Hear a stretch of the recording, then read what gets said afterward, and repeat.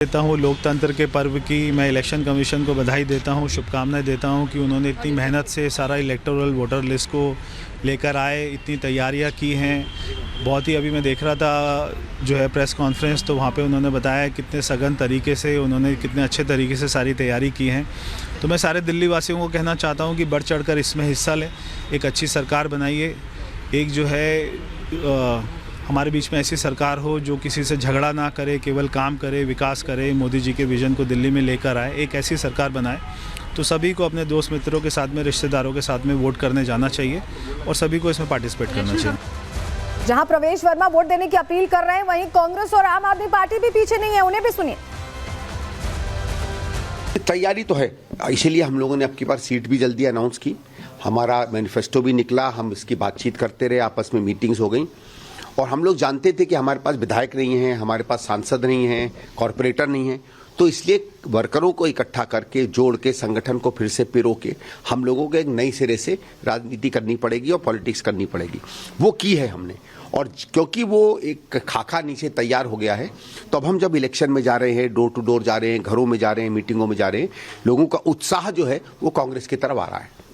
देखिए, दिल्ली की जनता बहुत एक्साइटेड है चुनाव को लेकर, क्योंकि वो जो 10 सालों से काम हुए उस कामों को आगे बढ़ाना चाहती है। उनको पता है कि अरविंद केजरीवाल जी ही एक हैं जो 24 घंटे बिजली देते हैं, फ्री बिजली देते हैं, पानी दे रहे हैं, पानी 24 घंटे देने का योजना बना रखी है, स्कूल अच्छे किए, अस्पताल अच्छे किए, बस फ्री किया महिलाओं के लिए, 2100 रुपये देने का वादा कर रहे हैं, बुजुर्गों को तीर्थ यात्रा करा रहे हैं, बुजुर्गों का इलाज सारा फ्री करा रहे हैं। तो एक अरविंद केजरीवाल जी हैं जो जनता के लिए काम कर रहे हैं। क्योंकि चुनावी मौसम है तो अलग अलग रंग भी देखने को मिल रहे हैं, और ऐसे में क्योंकि पीके बहुत चर्चा में है, प्रशांत किशोर, तो उन्हीं की स्टाइल में एक व्यक्ति पहुंचे और क्या कुछ उन्होंने कहा, क्या रंग दिखाए, उन्हें भी सुनिए। चुनाव से पहले राजधानी दिल्ली में सरगर्मी बढ़ गई है, लेकिन देखिए अलग अलग रंग जो है चुनाव से पहले राजधानी दिल्ली में देखने को मिल रही है। बीजेपी दफ्तर में देखिए पीके स्टाइल में ये जनाब पहुंचे हुए हैं, पोस्टर लिए हुए हैं, हेलमेट पहने हुए हैं, पीले कलर की हेलमेट है, नीचे घाघरा भी पहने हुए हैं। ये जो गेटअप आपने अपनाया है वो पीके मूवी का भी कहीं ना कहीं दिख रहा है। मैं हम आया हूँ दूसरे गोला से आया हूँ, हमारा गोला का नाम है प्लूटो। हाँ। और हम जब अपना प्लूटो गोला में रहता हूँ ना, तो यहाँ से एक आदमी का खांसने का आवाज़ आता है। हाँ। तो वही देखने आई कौन आदमी जो यहाँ खांसता है, वहाँ आवाज़ आता है। हाँ। देखा हूँ इनका चर्चा बहुत है। 10 साल में पूरा जनता को पिरामिड जो किए ना, पूरा एकदम पिराड आदमी है। एक को जो है कि कंप्लीट नहीं हुआ वादा। जब हम सुबह में गया यमुना नहाने, हम तो कंफ्यूज आइए गया, यमुना साफ ही नहीं हुआ।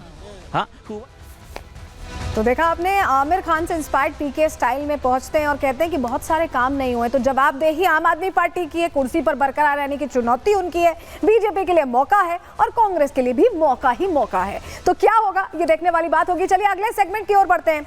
बात अब महाकुंभ की करने वाले हैं, क्योंकि महाकुंभ पर लोगों की नजर है, कुछ नेताओं की भी टेढ़ी नजर है, तो देश के दुश्मनों की भी टेढ़ी नजर है। बात उनकी है।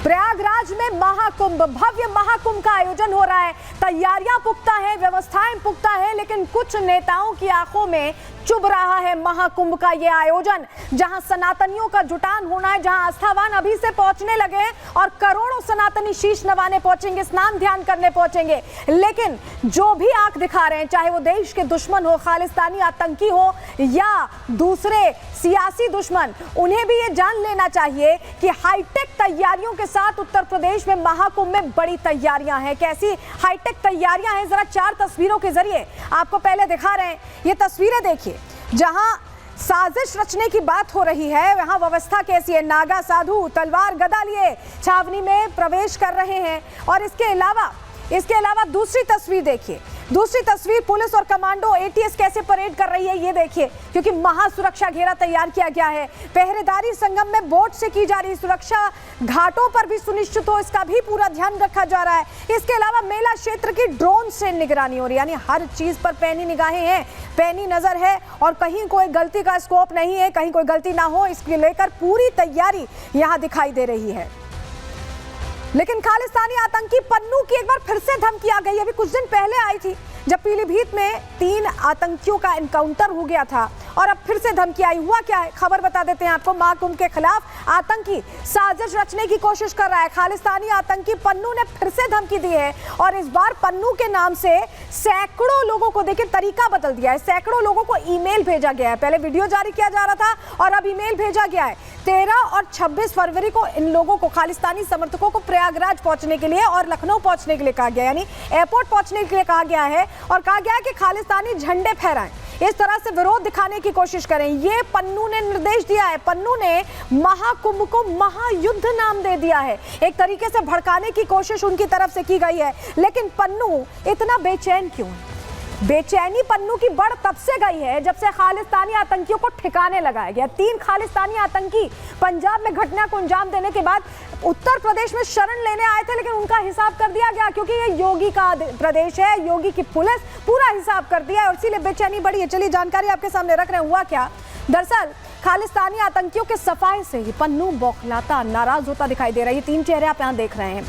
दिसंबर 2024 में पीलीभीत में एनकाउंटर हुआ, बड़ा एनकाउंटर हुआ और यूपी एसटीएफ और पंजाब पुलिस ने साझा ऑपरेशन यहां पर किया, साझा एनकाउंटर किया। वीरेंद्र सिंह, गुरविंदर सिंह और जसनप्रीत सिंह, जिनकी तस्वीरें यहां आप देख रहे हैं, ये तीनों आतंकी ढेर कर दिए गए और इनके मारे जाने के बाद पन्नू तब से तड़प रहा है, धमकियां दे रहा है, गिरर भपकियां दे रहा है, महाकुंभ को निशाना बनाने की धमकी पहले ही दे चुका है और अब तरीका बदलकर यहां पर वो कोशिश ये कर रहा है कि भड़काया जाए खालिस्तानी आतंकियों को, समर्थकों को और जुटा लिया जाए। लेकिन ये बहुत बड़ी गलती है क्योंकि ये उत्तर प्रदेश है और ये बदला हुआ उत्तर प्रदेश है, योगी का उत्तर प्रदेश है और योगी की पुलिस कैसे मुस्तैद है आगे आपको बताएंगे। लेकिन फिलहाल खालिस्तानी आतंकी को संत समाज कैसे धमकी दे रहा है, बता रहा है कि यहां आने की सोचना भी मत। पहले वो सुन लीजिए।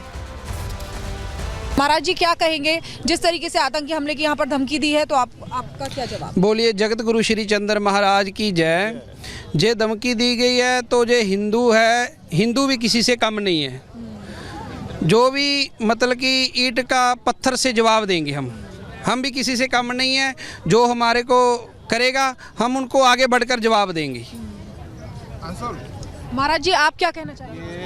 हमारी भी यही है सनातन धर्म के लिए आवाज़ यही है हमारी कि सनातन धर्म को जिंदा रखो, गौ सेवा करो और साधु संतों की सेवा करो और साथ रल मिल के जो संघर्ष चल रहा है। जिस तरीके से आतंकी हमले के लिए बोल रहे हैं तो क्या शास्त्र के साथ साथ शस्त्र भी उठाने के लिए तैयार हैं? दोनों पे भरोसा रखते हैं हम तो।